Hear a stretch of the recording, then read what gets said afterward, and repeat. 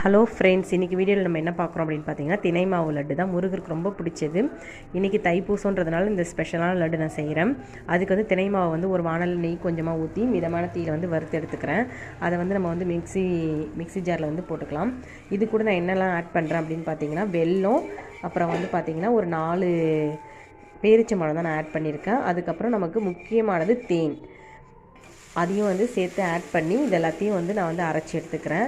இதுக்கப்புறம் பார்த்திங்கன்னா, நீங்கள் வந்து நெய் காய்ச்சி அதில் முந்திரி பருப்பு போட்டு நீங்கள் வந்து சுட சுட வந்து நெய் வந்து வெதப்பான நம்ம கை பொறுக்கிற அளவுக்கு இருக்கும் போது நம்ம ஊற்றி நம்ம வந்து லட்டு வந்து பிடிச்சி வச்சுக்கலாம்.